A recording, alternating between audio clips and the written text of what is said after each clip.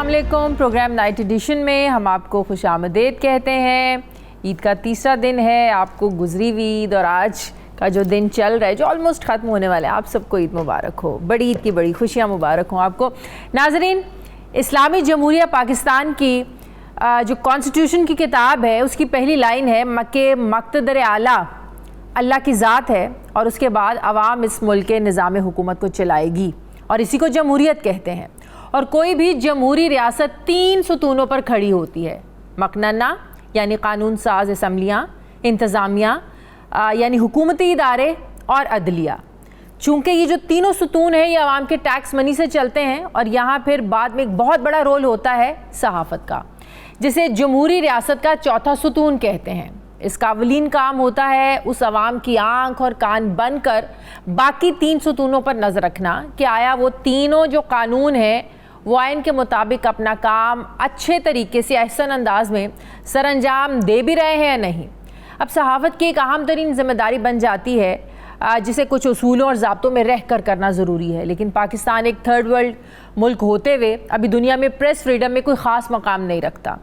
इस साल की वर्ल्ड प्रेस फ्रीडम इंडेक्स की हालिया रिपोर्ट के मुताबिक पाकिस्तान आज़ादी सहाफ़त के जो ममालिक हैं उनकी लिस्ट में 150वें नंबर पर है। इस तरह सहाफ़ियों की सिक्योरिटी से मुतालिक भी बहुत सारे इशूज़ दरपेश हैं, क्योंकि जर्नलिज़म एक नुक्ते पर पहुंचकर ताकत की मुखालिफत का भी दूसरा नाम है और ताकत का फिर एक अपना कानून होता है।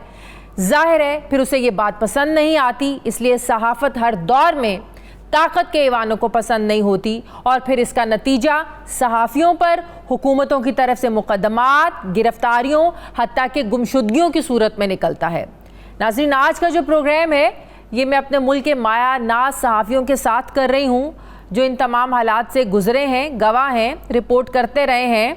उन्होंने हुकूमतों की तब्दीलियाँ देखी हैं, हुकूमतों को बनते घर जाते देखा है, ऑपोजिशन पर ज़्यादतियाँ देखी हैं, रिपोर्ट की हैं। ये स्टोरी टेलर्स पाकिस्तानी सहाफ़ती कल्चर से बखूबी वाकिफ़ हैं।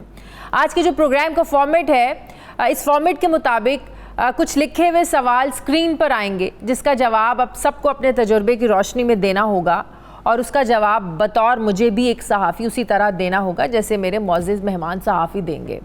हमारी एडिटोरियल टीम ने जिन मौज़ूआत या टॉपिक्स को आज चुना है उनमें सबसे पहले ये है कि सहाफ़ियों की ज़ाहिर है जो इवेंट्स होते हैं ये कितने आज़ादाना अपनी मर्ज़ी से वो गुजारते हैं या घर में रहकर भी हम जैसे जो लोग होते हैं वो ड्यूटी पर ही होते हैं।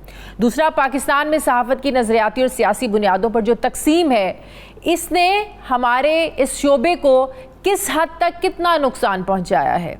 क्या सोशल मीडिया का ताकतवर गलबा, मेन स्ट्रीम जो मीडिया है हमारा, क्या ये तमाम जो सहाफ़ती इक़दार हैं इनको निगल गया है?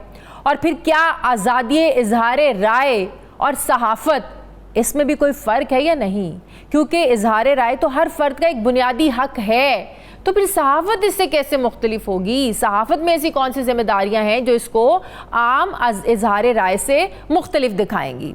तो नाज़रीन, आगाज़ करते हैं अपने प्रोग्राम का। मेरे प्रोग्राम में जो गेस्ट हैं सीनियर सहाफ़ी जिनसे मैंने भी बहुत कुछ सीखा है, एंकरिंग के बड़े उसूल उन्होंने सिखाए, बताए, फील्ड में कैसे जाना है, फील्ड में जाके काम कैसे करना है। पहली बार जिस शख्सियत ने मुझे फील्ड में निकाला था वो है फ़ाहद हुसैन, जिनके साथ बहुत अच्छा काम करने का तजुर्बा रहा है। बहुत शुक्रिया फ़ाहद, आपने वक्त दिया।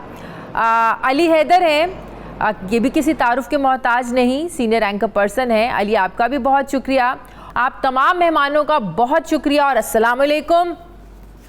फ़ाहद, मैं आपसे आगाज़ करती हूँ। जैसे कि मैंने अपने इंट्रो में कहा कि आपसे बहुत कुछ सीखा, स्पेशली एंकरिंग की, बहुत सारे उसूल, ज़ाब्ते, इखलाक, फील्ड में जाना, आपने बहुत कुछ सिखाया है हमें।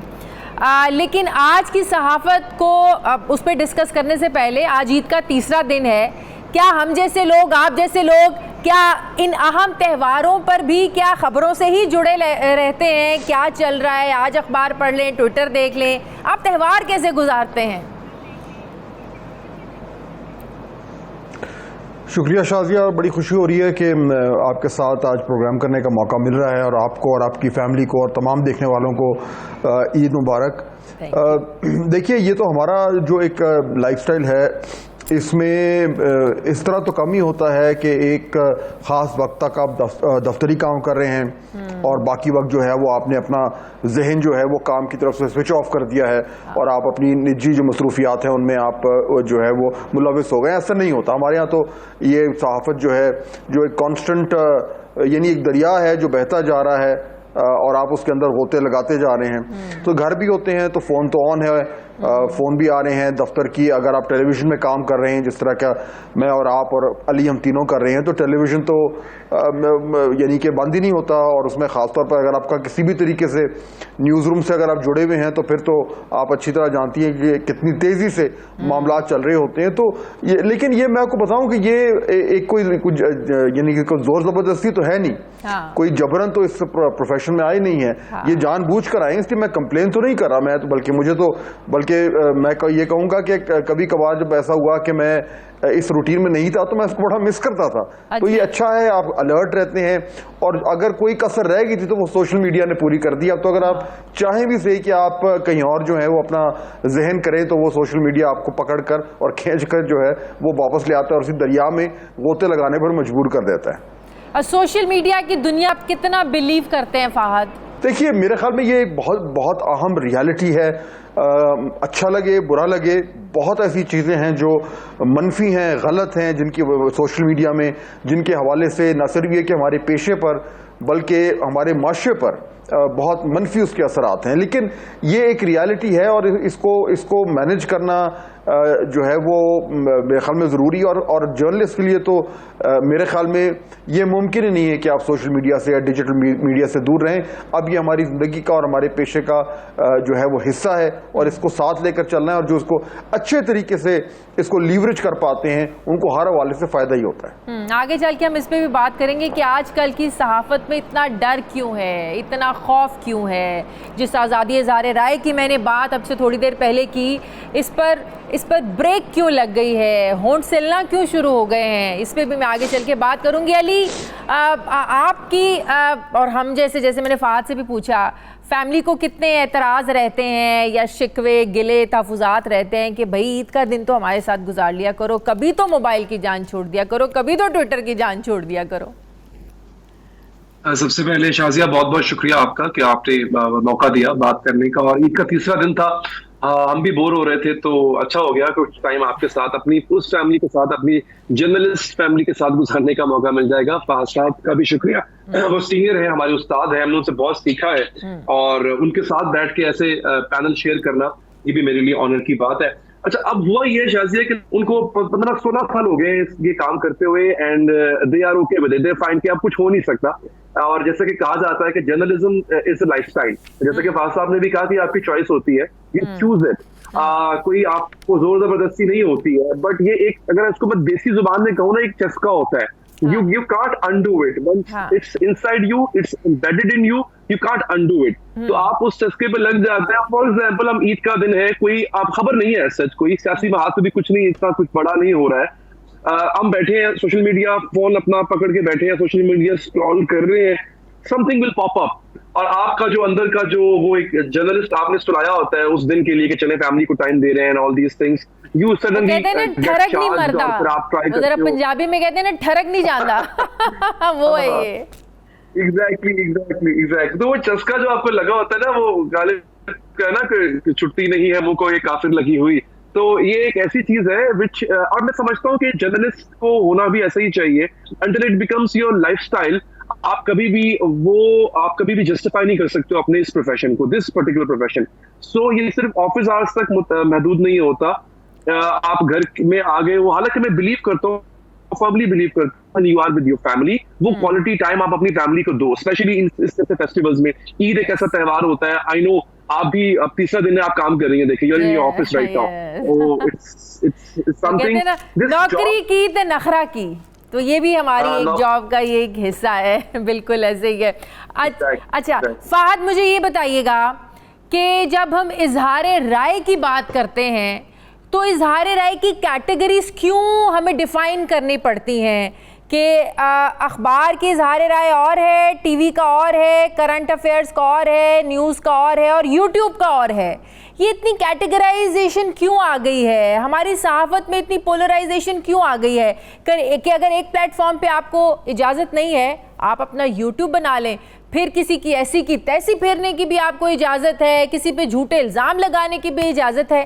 क्या आप इसे सहाफत मानते हैं फाहद? देखिए शाजिया, ये अच्छा सवाल है आपका, इसलिए मैं कह रहा हूं क्योंकि इस वक्त जो अगर पाकिस्तान में जर्नलिज्म के जो बहुत सारे चैलेंजेस हैं उसमें एक बड़ा चैलेंज ये है कि आप मल्टीपल प्लेटफॉर्म्स पे आप अपनी बात कर रहे हैं और उन प्लेटफॉर्म्स पे आपका बात करने का तरीका, आप क्या कह रहे हैं, कैसे कह रहे हैं, किस ज़बान में कह रहे हैं, किस फॉर्मेट में कह रहे हैं, वो तमाम जो है वो उस पर डिपेंड करता है। ये एक मॉडर्न जो टेक्नोलॉजी है उसकी ये इन्वेंशंस हैं और उसके मुताबिक जो है वो जर्नलिज्म अपने आप को ढाल रहा है और उन्हीं के मुताबिक जो दबाव हैं, जो प्रेशर्स हैं, वो भी स्पेसिफिक होते जा रहे हैं। देखिए अब इसमें जो दो पहलू मैं आपके सामने रखूंगा। पहला तो ये कि देखिए हर प्लेटफॉर्म का एक तरीके से एक अलग ऑडियंस है, ओवरलैप भी होता है, इसमें कोई शक नहीं है, लेकिन एक अलग ऑडियंसेस हैं। और जब आप अपना मैसेज कन्वे करना चाहते हैं, चाहे वो कोई जर्नलिस्ट हो जिसने वो बात करनी है या कोई भी ऐसा शख्स हो जिसने पब्लिक से कम्युनिकेट करना है, तो वो उस प्लेटफॉर्म को उसके ऑडियंस के मुताबिक चूज करते हैं और फिर उस ऑडियंस के मुताबिक उस पे उस तरीके से बात करते हैं। कई प्लेटफॉर्म्स के बड़े ऑडियंसेस हैं, कई के स्पेसिफिक हैं। आपने अखबार की बात की या टेलीविजन की बात की और डिजिटल मीडिया या यूट्यूब की मिसाल के तौर पर बात की है। तो पाकिस्तान के हवाले से इन तीनों में अलग प्लेटफॉर्म्स हैं। अखबारात जो है उसका जो ऑडियंस है वो कम है, लेकिन अगर आप अंग्रेजी अखबारों की बात करें तो वो ऑडियंस कम तो है लेकिन इन्फ्लुएंशियल बहुत ज्यादा है। तो वो एक तरीके से कवर अप कर जाता है जो उसका जो साइज की कमी से by the kind of people who are reading you. उसी तरह टेलीविजन एक मैस मीडियम है और यूट्यूब अब जाहिर बात है स्पेसिफिक हो गया। लेकिन तो ये एक तरीके से जर्नलिस्ट के लिए, ये कम्युनिकेटर्स के लिए बहुत बड़ी एडवांटेज है। लेकिन डिसएडवांटेज ये भी है कि अगर आज़ादी राय जो है उस पर अगर कदगन लगनी है तो वो भी टेलर की जा सकती है इन प्लेटफॉर्म्स के मुताबिक। और अब मॉडर्न जो जमाना है, सिर्फ पाकिस्तान में नहीं बाहर भी, उसमें अब ये इस तरह की प्रेशर्स जो हैं वो उनको अप्लाई करना थ्रू टेक्नोलॉजी ज्यादा आसान हो गया और हमें तो ये नजर भी आ रहा है। तो मेरे ख्याल में ये दो धारी तलवार है, जिस तरीके से आप इस्तेमाल कर लें उस तरीके से ये आपको फायदा भी पहुंचाती है और उसके साथ साथ नुकसान भी पहुंचाती है, जो कि जाहिर बातें हम देख भी रहे हैं। लेकिन YouTube पे डजंट मीन कि आप जो है वो मादर पिदर आज़ादी आपको चाहिए वो आपको मिल जाए और आप किसी पर झूठे इल्ज़ाम भी लगाएं और आप जिसके बारे में आप बात करें, नेगेटिव करें, पॉजिटिव करें। तो क्या हर YouTube पे वीलॉग करने वाला आप उसको सहाफ़ी मानते हैं? नहीं, मैं तो बिल्कुल भी नहीं मानता। यानी इसमें तो मुझे कोई दो राय नहीं है। देखिए जब आप मेन स्ट्रीम मीडिया में काम करते हैं जिस तरह के हम तीनों कर रहे हैं, तो उसकी जो बहुत सारी रिक्वायरमेंट्स है, उसकी एक रिक्वायरमेंट ये है कि आपने एक सर्टेन सिस्टम के अंदर रहकर बात करनी है या अपनी सहाफत करनी है। उस सिस्टम में चेक्स एंड बैलेंसेस हैं, उसमें जो जर्नलिज्म का जिससे प्रोसेस ऑफ वेरिफिकेशन है, उसमें एडिटोरियल फिल्टर्स हैं, उसमें पॉलिसीज हैं, ये तमाम तर चीजें हैं जिनको सामने रखते हुए मैंने, आपने और अली ने बात करनी है। और उसमें एक एहसास जिम्मेदारी इदारा भी आपके ऊपर लागू करता है और एक आप बहैसियत एक फर्द, एक इंडिविजुअल जर्नलिस्ट, आपने भी अपना एक एहसास जिम्मेदारी प्रोफेशनली जो है उसको सामने रखना है और उसके मुताबिक काम करना है। लेकिन जैसे ही आप मेन स्ट्रीम मीडिया से हटकर और एक डिजिटल मीडिया पे जाते हैं जहां पे इस तरह के फॉर्मल स्ट्रक्चर्स नहीं है, जिस तरह के वीलॉग है, तो वहां तो फिर आपको कोई चेक करने वाला नहीं है, आपको कोई ये बताने वाला नहीं है कि आप ये जनाब जो बात कर रहे हैं ये गलत है। आप खुद ये नहीं सोचते कि जी मैं अगर ये बात कर रहा हूं तो मुझे इसके एडिटोरियल फिल्टर्स लगाकर और इंश्योर करना है कि ये बात जो है ये दुरुस्त है। वो जब तमाम तर फिल्टर्स टूट जाते हैं और वो जिम्मेदारी का जो एक दबाव होता है वो खत्म हो जाता है, तो फिर आप सनसनी की तरफ जाते हैं। आप सिर्फ ऐसी बात करना चाहते हैं जिससे लोग आपकी तरफ अट्रैक्ट हों और आपको ज्यादा फॉलोअर्स मिले, ज्यादा लाइक्स मिले। तो उससे जाहिर बात है कि जर्नलिज्म वो जर्नलिज्म नहीं है। ठीक है, उसमें जर्नलिज्म भी हो रहा है, लेकिन जो लोग बिल्कुल इसको एक इस तरह के टूल के लिए इस्तेमाल कर रहे हैं जिससे उन्होंने सिर्फ और सिर्फ पैसे बनाने हैं, तो फिर अगर वो अपने आप को जर्नलिस्ट कहेंगे तो मैं तो मानने से इनकार करूंगा। सही। अली, आप भी अपना YouTube चैनल देखते हैं, जैसे फहद ने बात की, ये एक ऐसा प्लेटफॉर्म है जहाँ कोई फिल्टर नहीं है, जहाँ कोई पूछने वाला नहीं है, जहाँ आपको कोई बताने वाला नहीं है, जहाँ आप पर कोई प्रेशर डालने वाला नहीं है। हाँ, आप पे ज़रूर ये प्रेशर होता है कि आपने ऐसा क्या कंटेंट देना है जिससे आपकी व्यूअरशिप बढ़े, जिससे आपको ज़्यादा लाइक्स मिलें, फॉलो मिलें। ज़ाहिर है कमाई का एक जरिया है, दैट्स अ डिफरेंट थिंग। लेकिन आप लोगों को दे क्या रहे हैं, आप कैसे इन्फॉर्मेशन दे रहे हैं? तो इन सब चीज़ों को किस तरीके से आप देखते हैं, कितनी जिम्मेदारी का आप मुजाहरा करते हैं? देखिए, 90% ये जो YouTube का कंटेंट है, it's driven by economy, it's driven by the dollars जो कि आया करते हैं, और इसमें कोई शक नहीं है। और हाँ, ये बात आपकी बिल्कुल ठीक है, ये अनचेक प्रोसेस होता है, इसके ऊपर किसी किस्म की रोक टोक नहीं होती है, कोई एडिटोरियल पॉलिसी नहीं होती है अंटिल आपने खुद पे अप्लाई ना की हो। मेरे से कुछ गलतियां होती हैं, फहद साहब मुझे करेक्ट कर देते होते हैं। इनफैक्ट मेरे व्लॉग्स में भी गलतियां हो तो फहद साहब मुझे करेक्ट कर देते हैं, मैंने हाल ही में की थी एक। तो हाँ, आपके ऊपर कोई मेंटोर बैठा हो, कोई ऐसा शख्स हो जिसको आप लुक ओवर करते हो, आप देखते हो और आप कहते हो कि हाँ यार, मुझे अगर कुछ गलती हुई तो मैं आज लेकिन अक्सर लोग ऐसे हैं जो मादर पिदर आजाद हैं। बट जैसे कि अभी आपने खुद कहा कि ये वीलॉग करने वाले होते हैं, इनको हम जर्नलिस्ट कह सकते हैं? नहीं, जो वीलॉग करने वाला होता है वो वीलॉगर होता है। अगर आप टेक्निकल टर्म्स में देखें तो जर्नलिस्ट तो हम उसको कह भी नहीं रहे, क्योंकि वो कोई न्यूज, ना वो न्यूज रिपोर्ट कर रहा है, ना वो कोई न्यूज शो कर रहा है, ना वो फील्ड रिपोर्टिंग कर रहा है, वो एक वीलॉग कर रहा है। तो ही और शी इज अ वीलॉगर। तो हमने जरा ये भी एजुकेट करना है कि आपने एक डिस्टिंग्विश करना है between a journalist and a vlogger. अब वो उसको जो समझ आ रही है उसके मुताबिक वो कर रहा है। बट अगेन मैं समझता हूँ कि यस, कुछ पे self imposed checks and balances होने चाहिए for people who are truly journalist. Don't you think इस प्लेटफॉर्म के जरिए येलो जर्नलिज्म को हमने इतना ज्यादा बढ़ा दिया है कि हम जैसे, फहद जैसे, आप जैसे लोग जो टीवी चैनल्स पर बैठकर प्रोग्राम करते हैं, बड़े अच्छे तरीके से हम लोग पढ़ी लिखी बातें करते हैं, जो सही सहाफत इक़दार हमें सिखाएगी उसके अंदर रहते हुए बातें करते हैं, तो येलो जर्नलिज्म इतनी हम लोगों पर ओवरकम क्यों हो रही है? लोग हमें, मतलब कि टीवी मीडियम को छोड़कर क्यों सोशल मीडिया का ट्विटर खोल लिया, यूट्यूब लगा लिया, और जहां उन्हें चस्का मिलता है उस तरफ जा रहे हैं? वाई? शायद आपको याद होगा, येलो जर्नलिज्म आपका तो नहीं है, आपको याद होगा मुल्क के एक बहुत बड़े अखबार के बहुत बड़े सहाफ़ी हुआ करते थे, क्योंकि उस मुल्क के वजीर आजम जो है वो बहुत आजकल बाहर होते हैं, उनके हवाले से ऐसी खबरें छापा करते थे और वो फ्रंट पेज पे लगा करती थी कि ऐसे लगता था खुदा ना खास्ता मेरे मुंह में खाक शायबा हो रहा है। वो आपको याद है, तब सोशल मीडिया भी नहीं था।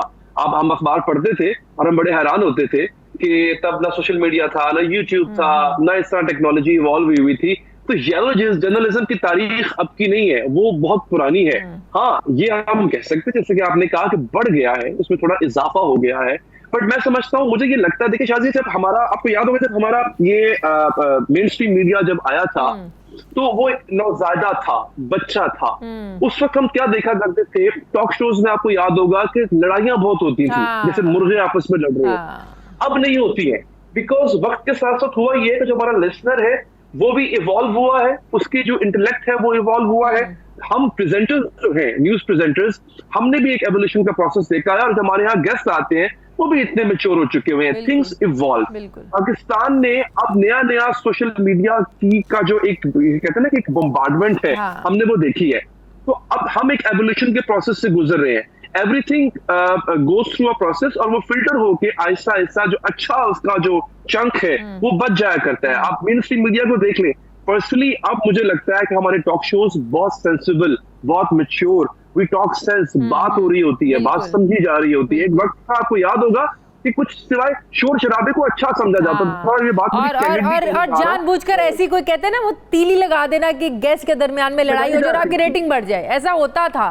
कान में कहा जा रहा होता था प्रोड्यूसर की तरफ से कि लड़ाई नहीं हुई, तक मजा नहीं आया। अब वो चीज नहीं होती है, बिकॉज लिसनर वो सुनना नहीं चाहता, गेस्ट वैसा बनना नहीं चाहता, और एंकर को खुद भी एम्बैरेसमेंट होती है कि उसके शो के अंदर इस तरह का लुच्चरपन हो रहा हो। तो हम इवॉल्व कर गए, हम यहाँ पे आ गए। मैं I am very much confident कि सोशल मीडिया पे जो कुछ हो रहा है, हमारी आवाम इतना शऊर रखती है। अच्छा, आप एक गलत बात करेंगे, वो खुद गूगल कर लेंगे। जिस मोबाइल के ऊपर वो आपकी वीडियो देख रहे हैं, उसी मोबाइल पे गूगल का भी एक बटन है, वो वहीं पे उसको सर्च कर लेंगे। सो आहिस्ता आहिस्ता चीजें बेहतर हो जाएंगी। I'm pretty much hopeful about it. मुझे ब्रेक लेनी है, फहद मेरे साथ है, अली मेरे साथ है, मैं ब्रेक लेती हूँ। नाज़रीन वापस आते हैं छोटे से वक्फे के बाद।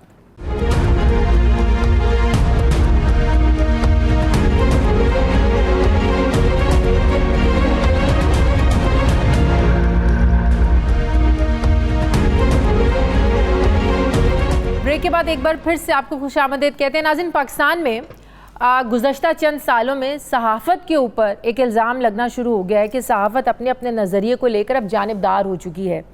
अवाम में तो बाज़ लोगों को हम ये भी कहते सुनते हैं कि भाई हमने तो न्यूज़ देखना इसलिए छोड़ दिए हैं कि ये सिर्फ टेंशन देती हैं, गुमराह करती हैं।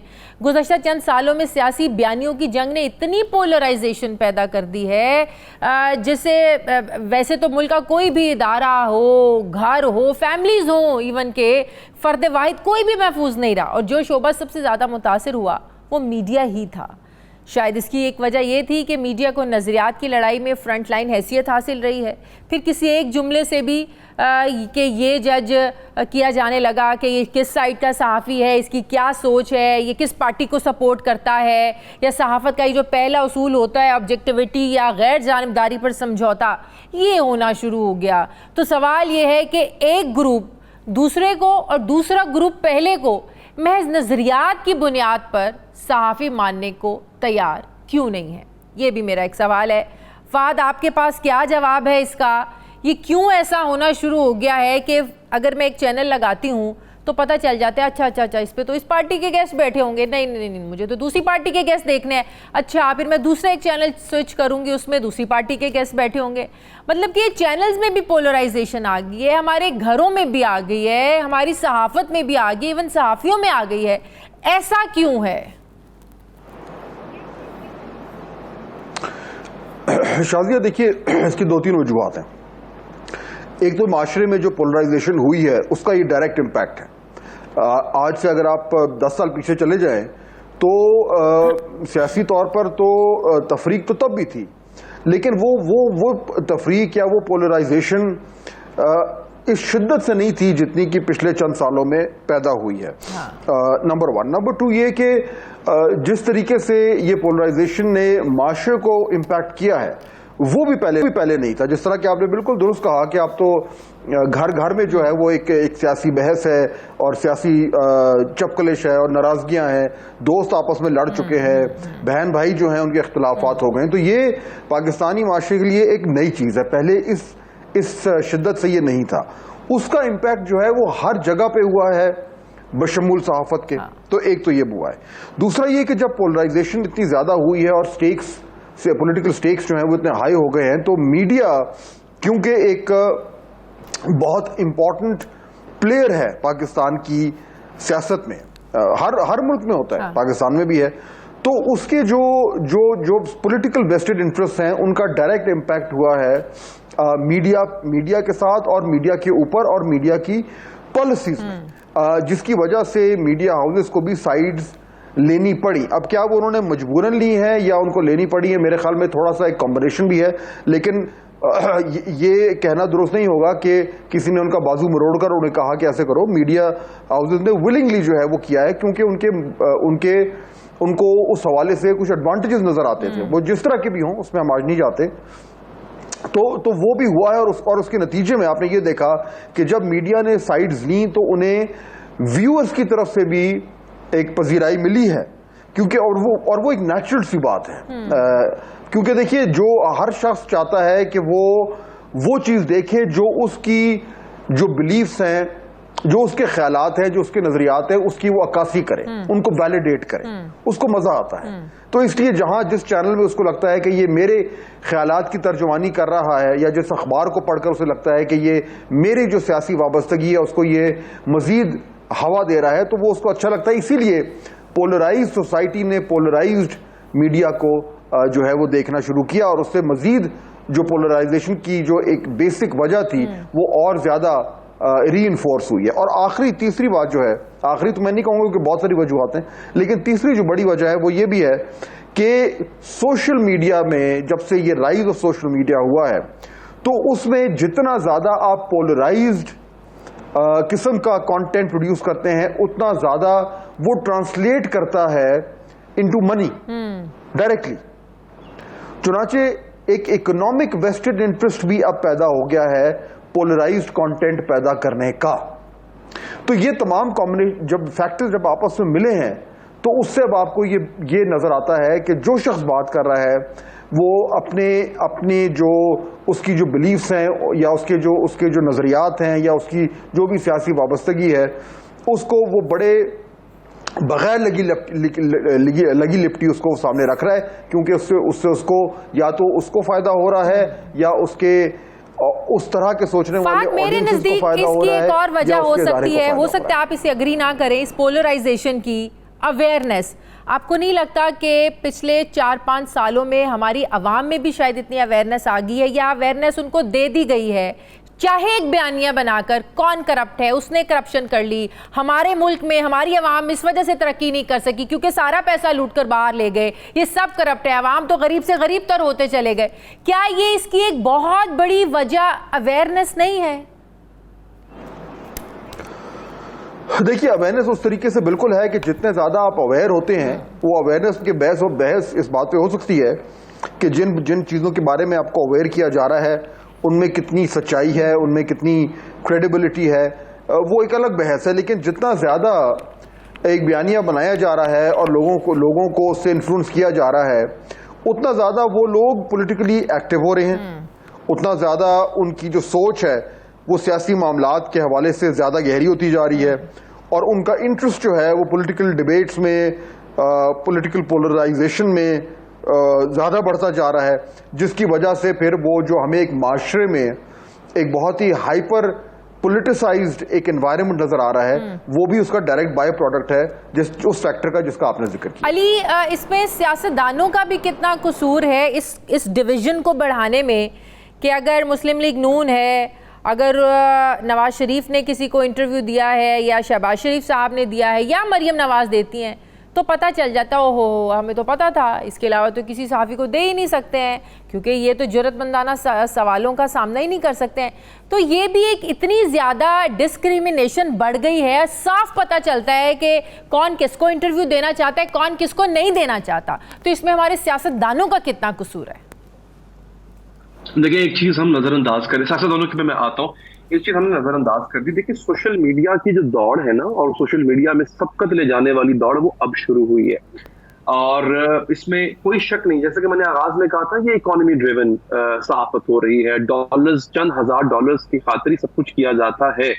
मगर ये जो दौड़ थी ना, सबसे पहले खबर देने की और फिर अपना प्रोग्राम सबसे बेस्ट करने की, ये बहुत पहले शुरू हो चुकी थी और ये रेटिंग्स की वजह से हुई थी। इससे पहले जो रेटिंग्स का एक तूफान मचा होता था, सोशल मीडिया तो बहुत बाद में आया। हम ये क्यों भूल जाते हैं कि अगर एक सहाफी या सो कॉल्ड सहाफी चंद हजार डॉलर्स की खातिर किसी भी किस्म का जर्नलिज्म करने के लिए तैयार हो जाता है सोशल मीडिया पे, या तो अगर चंद हजार के पीछे आपके जर्नलिज्म को उसको स्टीयर किया जा सकता है इन रॉन्ग डायरेक्शन, तो जहां चैनल मालिकान के अरबों हार रुपए लगे होते हैं, क्या वो इकोनॉमी ड्रिवन नहीं होते? क्या चैनल्स की पॉलिसीज जो टिल्ट कर रही होती है, बड़ा वाज़ेह टिल्ट नजर आ रहा होता है किसी एक ग्रुप ऑफ पीपल, किसी एक पॉलिटिकल पार्टी या किसी एक नैरेटिव की तरफ, क्या वो इकोनॉमी ड्रिवन नहीं होता है? ऑब्वियसली होता है। यहाँ पे स्टेक चंद हजार डॉलर्स का है, वहां पे अरबा रुपए का स्टेक होता है और उसमें जो है वो खाली पैसों की बात नहीं हो रही होती, वहां पे और बड़े मामलात होते हैं जो कि ऊपर के लेवल पे तय हो रहे होते हैं। तो अगर जर्नलिज्म की डायरेक्शन कहीं ना कहीं हमें गलत लग रही है, उसमें सिर्फ और सिर्फ कसूर जो है वो चंद हजार या 1-2-3 लाख या 5-6 लाख रुपए लेने वाले सहाफी का नहीं है। उसमें आप ये भी देखें कि हमारे जो चैनल्स के जो बिजनेस मॉडल्स हैं वो कोई इस तरह के तो नहीं बने हुए कि वहां पे प्योरली सहाफत होगी और उससे आने वाली कमाई पे चैनल चलेगा।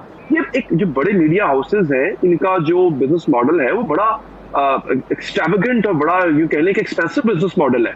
वो ऐसे रन नहीं हो सकता, वो ऐसे चल भी नहीं सकता कि अगर सिर्फ सहाफत की जा रही हो, और अनफॉर्चुनेटली ये हो रहा है हमारे यहाँ। तो this is what I believe कि इसमें जो कंट्रीब्यूट कर रहे हैं फैक्टर्स वो बहुत सारे हैं, जिनका फहद साहब ने जिक्र किया, डेफिनेटली वो भी है। और आप देखें कि ऐसा हमने देखा है, चैनल्स ने, बास चैनल्स ने खास जमात के साथ अपनी एफिलिएशन को बड़ा वाज़ेह तौर पर जाहिर करके रखा हुआ है, और बास चैनल्स ऐसे हैं जो न्यूट्रल चल रहे हैं, बड़ा अच्छा चल रहे हैं, लेकिन हम एक पार्शियलिटी हम बड़ी ऑब्वियस तरह से नजर आ रही होती है। या फिर अवाम ने भी क्या कर लिया, अवाम ने भी चूज कर लिया, जो जिस जमात को सपोर्ट करता है वो टीवी ऑन करते ही उसी चैनल को ट्यून इन कर लेता है, वो देखने लग जाता है। और यहाँ पर भी क्या है, यहाँ पर भी रेटिंग की दौड़ है, यहाँ पर भी इश्तिहारात की दौड़ है, और यहाँ पर भी जो है वो इकोनॉमी ड्रिवन जर्नलिज्म जो है वो किया जा रहा है। सो मैं समझता हूँ कि इसमें अगर ऐसा हो रहा है तो ये हम सब इसके बराबर के कसूरवार हैं। हमें इस मॉडल को चेंज करना होगा। वेस्ट के अंदर जो है वो आपको शायद याद होगा बहुत पहले सब्सक्रिप्शन का निजाम आ चुका हुआ था। मैं तो समझता हूँ पाकिस्तान में भी आना चाहिए। अगर आपने कोई चैनल देखना है, यू हैव टू पे the subscription fee of that particular channel. उससे होगा क्या, उस चैनल को एक तो वो माशी तौर पे वो हुकूमत के इश्तिहारात पर डिपेंडेंट नहीं रहेगा, वो अपनी रेटिंग को जो है वो स्टीयर करने के लिए या बढ़ाने के लिए सनसनी नहीं फैलाएगा, वो अवामी इश्यूज को उजागर करेगा। अवाम अगर वो देखना चाह रहे होंगे, सब्सक्रिप्शन फी पे करके वो चैनल को देखेंगे, उससे उसकी जो उस चैनल का जो फाइनेंशियल मॉडल है वो सस्टेनेबल होगा।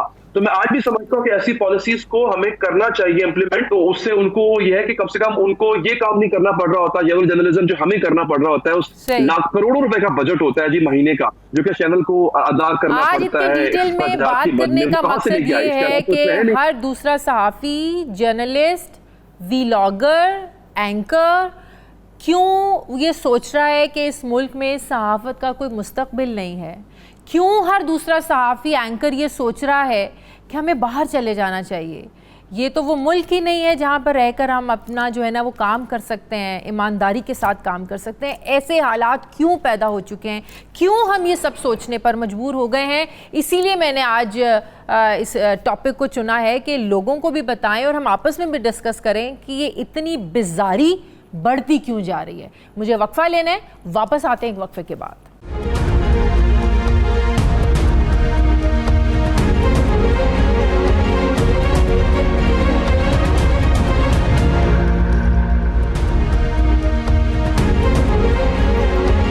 ब्रेक के बाद एक बार फिर से आपको खुशामदीद कहते हैं। फहद, जो मैंने ब्रेक से पहले सवाल छोड़ा था, कैसे हालात आखिर पाकिस्तान के पैदा क्यों हो गए हैं कि हर दूसरा सहाफ़ी जो है वो ये एंकर है छोड़कर जाना चाहता है पाकिस्तान को? क्या वजह है? दबाव का नतीजा है? मुस्तकबिल नज़र नहीं आता है यहाँ पर? सहाफ़त को इतना तंग कर दिया गया है यहाँ पर? क्या वजह समझ में आती है आपको? शाज़िया, देखिए, एक तो वो शायद वही वजह है जो कॉमन है तमाम पाकिस्तानियों में, जो मुल्क के जो इकोनॉमिक हालात है पिछले चंद सालों से वो अच्छे नहीं हैं, हम सबके सामने ही हैं। और उसकी वजह से, और जाहिर बात है वो क्यों ऐसे हैं, वो उस पर एक अलग बहस हो सकती है। पॉलिटिकल इंस्टेबिलिटी है, बैड इकोनॉमिक मैनेजमेंट है, बैड गवर्नेंस है, ऑल ऑफ दी अबव है, तमाम वो इश्यूज हैं। तो एक तो वो है, और उसकी वजह से जाहिर बात है लोग ये चाहते हैं कि उन्हें बेहतर अपॉर्चुनिटीज मिले। और एक जो ब्रेन ड्रेन हुआ है पाकिस्तान में, और हो भी रहा है, वो तमाम सेक्टर से हो रहा है, सिर्फ जर्नलिज्म से नहीं है। तो जिसको मौका मिल रहा है वो देखता है कि मुझे कोई बेहतर अपॉर्चुनिटी मिले, और अगर मुझे नहीं मिले तो कोई इस तरह का सूरत हाल बने कि मेरे बच्चे जो हैं उनको बेहतर सूरत हाल जो है का सामना करना पड़े। तो जाहिर बात है ये हम सबका एक इज्तिमाई चैलेंज है पाकिस्तान में। बट प्रेशर का एलिमेंट कितना है इसमें फहद? हमारा जो बेस्ट ब्रेन्स है वो यहाँ से ना जाए। कि आप ज्यादा ओपनली बात नहीं कर सकते। प्रेशर शाज़िया, मैं आपको बताऊं कि प्रेशर्स जो हैं वो पाकिस्तान में कोई पहली बार तो हो नहीं रहा।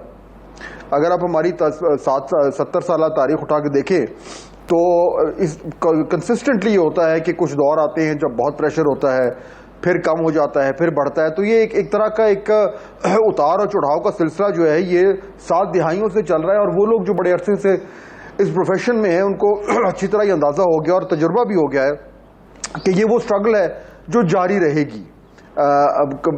अगर हालात टफ हैं तो दो ही तरीके होते हैं, या तो ये कि आप वहाँ से निकल कर कोई ऐसी जगहों का रुख करें जहाँ पे हालात बेहतर हैं, या आप उन हालात का मुकाबला करें।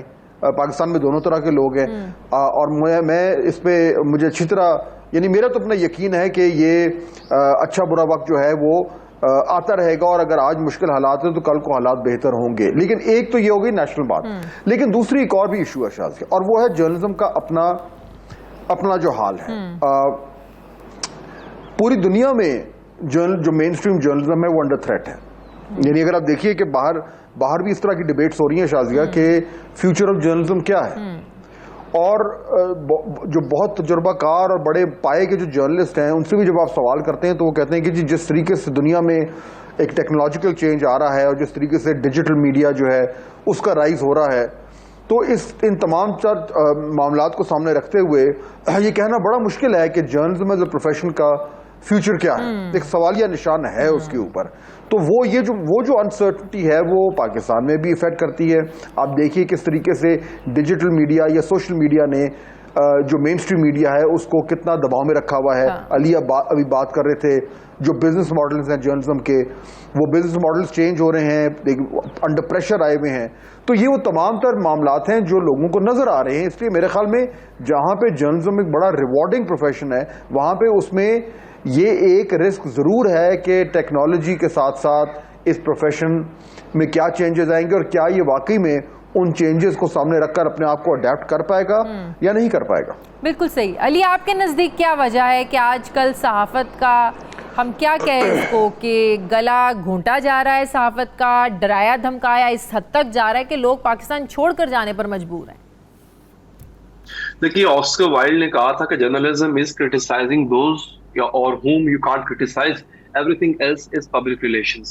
और वो बड़ा पुराना आदमी है, मतलब कोई अब का नहीं है ऑस्कर वाइल्ड। तब भी मुश्किल था जर्नलिज्म करना, सही बात करना, हक बात करना, या वो बात करना जो किसी को बुरी लग सकती है, या खास तौर पे उस शख्स को जो ताकतवर है, वो एंटिटी जो ताकतवर है, अरबाब इख्तियार को बुरी लग सकती है, वही जर्नलिज्म होता है। रिपोर्ट करना जर्नलिज्म होता है, सच और फैक्ट्स रिपोर्ट करना। तो ये तो मुगलों के जमाने में भी किसी को अच्छा नहीं लगता था, वो भी सर कलम करवा दिया करते थे।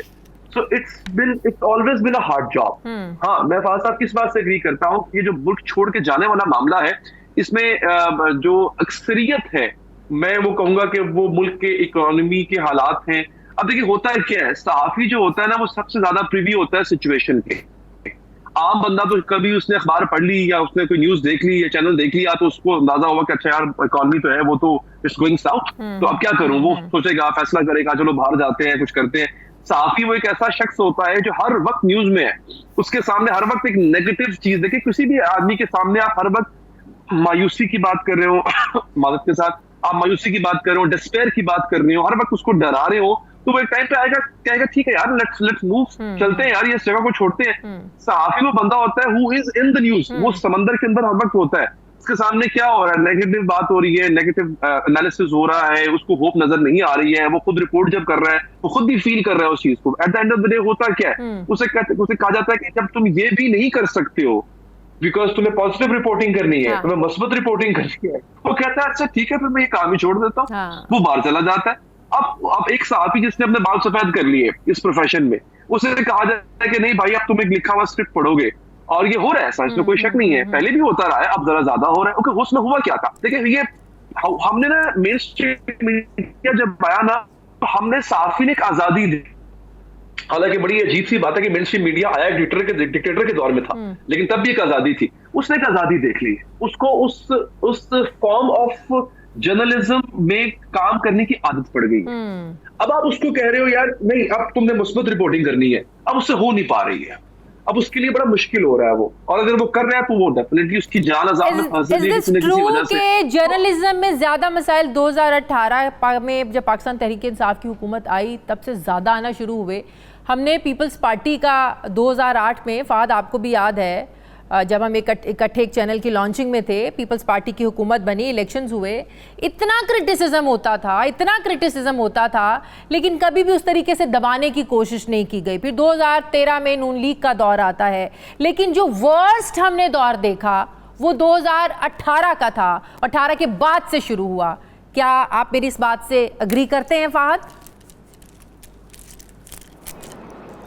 जी, अगर आप उस पीरियड को कंपेयर करें जो आपने किए अभी, यानी 2008 से 2013, फिर 13 से 18 और फिर 18 से लेकर और अब तक, तो यस, मैं आपसे एग्री करूंगा कि 2018 के बाद, बल्कि उससे थोड़ा पहले से, 18 से पहले ही, मेरे ख्याल एक डेढ़ साल पहले से ही ये प्रेशर जो है वो आना शुरू हो गए थे, और वो उसके बाद वो चलते रहे हैं। तो इसमें तो कोई शक नहीं है, और उसमें न सिर्फ ये प्रेशर थे, बल्कि उसके साथ साथ जो इकोनॉमिक सूरत हाल थी, और जो जर्नलिज्म के हवाले से जो एक क्रंच टाइम आया था, आप सबको याद होगा कि वो हमारी इंडस्ट्री के लिए बड़ा मुश्किल रहा। फिर कोविड आ गया, बहुत ज़्यादा उसमें जो है वो एक श्रिंकिंग ऑफ मीडिया स्पेस हुई है, एडिटोरियली भी और फाइनेंशियली भी, जिसकी वजह से ले ऑफ्स भी हुए, जिसकी वजह से लोगों की नौकरियां खत्म हुई, तनख्वाहें कम हुई।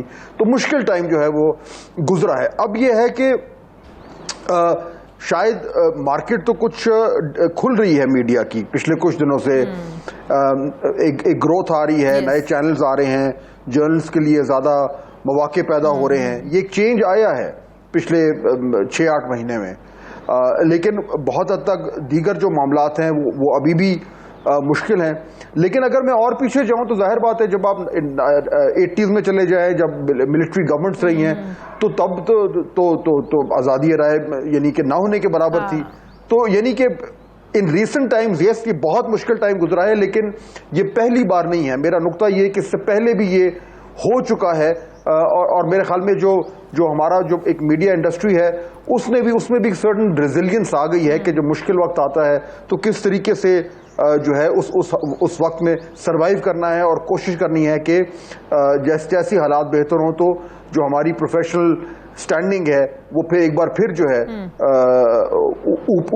ऊपर की तरफ जाए और मजीद मुस्तहकम हो। सही। अली, आप भी एग्री करते हैं कि 2018 के बाद से ज्यादा वर्स्ट दौर शुरू हुआ? मैं एग्री करता हूँ, बिल्कुल ऐसा ही है। देखिए अगेन होता ये है, पाबंदियां थी पहले भी, ज्यादा दौर में पाबंदियां थी, डिक्टेटरशिप से पाबंदियां रही थी, लेकिन होता यह था कि उन पाबंदियों पर भी इतना चर्चा नहीं होता था। अब चूंकि मीडिया का दौर जो है और सोशल मीडिया का दौर है, अब अगर कोई आहनी हाथों से निपटता है किसी सहाफी से या किसी मीडिया हाउस से, किसी अखबार से, तो उसका चर्चा होता है, वो बात आवाम तक पहुंचती है। पहले किसी सहाफी को वो क्या होता थी, क्या होता था, जिससे बांध के वो कोड़े मारते थे, वो उससे बांध के अगर उसको कोड़े पड़ गए हैं तो जितना हजूम उस वक्त उस मैदान में मौजूद होता था उसने देखा, या अखबार में अगर छप गया तो जिन लोगों को अखबार पढ़ना आता था उन्होंने पढ़ लिया। अब हर बंदे के हाथ में मोबाइल फोन है। अब अगर कोई सहाफी शुमाली इलाका जात की सैर के लिए भेजा जाता है तो पूरे दुनिया को पता चलता है। तो बात अब जो है अब बात का जो उसका जो मोमेंटम है ना, किसी भी इंसिडेंट का जहां पे सहाफत को दबाने की कोशिश की जाती है, उसका जो बैकलैश, उसका जो रिएक्शन है वो बहुत ज्यादा आता है, क्योंकि लोगों तक इंफॉर्मेशन की रसाई बहुत जल्दी हो जाती होती है। ये चेंज आया है। लेकिन मैं आपकी बात से एग्री करूंगा, इसके मैग्नीट्यूड में इजाफा हुआ है 2018 के बाद। हमने ये देखा है बाकायदा बाय डिजाइन सहाफत को दबाने की कोशिश की गई है, चाहे उसके फाइनेंसिस से गला घोट के किया जाए। मैं मानता हूं कि कुछ चैनल भी ऐसे थे कि जिनका फाइनेंशियल मॉडल बड़ा अजीबोगरीब था, मगर जिस तरह से बाकायदा तौर पे पहले इनके जो इकोनॉमिक एक क्या कह लें कि बेस लाइन है चैनल्स की, जिस तरह उसको चोक किया गया, फिर सहाफियों को जिस तरह से ज़दोकोब किया गया, और इस दौर में तो खैर बहुत ज्यादा है। मैं शायद कोई और एग्री करे ना करे, मैं तो इस बात पे पूरा फर्म बिलीव करता हूँ जो इस दौर में हो रहा है सहाफत के साथ, वो आज से पहले कभी नहीं हुआ। फहद, आखिरी सवाल। लास्ट वीक मुझे एक यूनिवर्सिटी में जाने का मौका मिला, स्टूडेंट से बात करने का मौका मिला, वहाँ के टीचर से बात करने का मौका मिला। तो टीचर्स भी ये बता रहे थे और स्टूडेंट्स भी कि इस दफ़ा रेशो इतनी कम हो गई है जर्नलिज्म के स्टूडेंट्स की, जर्नलिज्म में एडमिशन्स लेने की, क्योंकि वो समझते हैं कि यहाँ पर आज़ादी नहीं है। एक तहरीक इंसाफ की पार्टी आज भी वो उस चीज़ की सपोर्ट उनके अंदर इतनी ज़्यादा है, वो इतना ज़्यादा भर दिया गया है एक नैरेटिव उन बच्चों के, हमारी यंग जनरेशन के दिमागों में, कि वो समझते हैं कि अब तो जर्नलिज्म का कोई फ़ायदा ही नहीं है। आपको पता है कि हमारी यंग जनरेशन में एक एंकर्स बनने का एक जो शौक़ कल भी था, आज भी है, लेकिन वो एक जो मायूसी मैंने उनमें देखी, वो देखकर मुझे भी बहुत ज़्यादा अफसोस हुआ कि यंग जनरेशन में अगर हमारी इस फील्ड को लेकर इतना ज़्यादा एक मायूसी सी बन जाएगी, मायूसी फैल जाएगी, तो बड़ा नुकसान होगा हमारी इस फील्ड का। क्या कहते हैं आप? लेकिन जब एक सर्टन लेवल ऑफ डिसइल्यूजनमेंट, मायूसी जो है वो माशरे में फैलती है तो उसका इम्पैक्ट आपको हर तरफ नजर आता है। मीडिया में अगर इस वक्त इस तरह की एक मायूसी आपको देखने को मिल रही है तो ये मेरे ख्याल में एक नेचुरल सी बात है, क्योंकि मैं आपको बताऊं कि मेन स्ट्रीम मीडिया का जो एक रोल है वो माशरे में ज़्यादा ग्रो नहीं कर रहा। जो यंगस्टर है उसका जो एक ताल्लुक है डिजिटल मीडिया से, या उसको आप सोशल मीडिया कहें, वो कहीं ज़्यादा स्ट्रॉन्ग है। इसलिए ये ज़रूर है कि लोग चाहते हैं कि जी वो भी टीवी पर आएँ, टीवी की स्क्रीन पर आकर और वो अपना काम करें, लेकिन आप देखेंगे कि आहिस्ता आहिस्ता ये जो डिज़ायर है ये कम होती जाएगी। और जैसे जैसे डिजिटल मीडिया और मैं सोशल मीडिया में दोनों को अलग अलग इसलिए करके कह रहा हूँ कि digital media, main stream media भी डिजिटल मीडिया पर है, पर सोशल मीडिया थोड़ा डिफरेंट हो जाता है, इसलिए मैं दोनों टर्म्स यूज़ कर रहा हूँ। उसका जो होल्ड है, उसकी जो रेलेवेंस है, उसकी जो इम्पैक्ट है, वो हर गुजरते दिन में से बढ़ता जा रहा है। और उसमें किसी को डिजिटल मीडिया में जो एक बड़ा फर्क आ रहा है, जो आ गया है, वो ये है कि आप जो तमाम प्लेटफॉर्म्स हैं, जो ट्रेडिशनल प्लेटफॉर्म्स हैं, उन सब का वो एक कॉम्बिनेशन है, यानी उसमें ऑडियो भी है, उसमें वीडियो भी है, उसमें टेक्स्ट भी है। और उसमें हर शख्स जो है वो एडिटर भी है, वो रिपोर्टर भी है, वो एंकर भी है, वो कॉलमिस्ट भी है, वो राइटर भी है।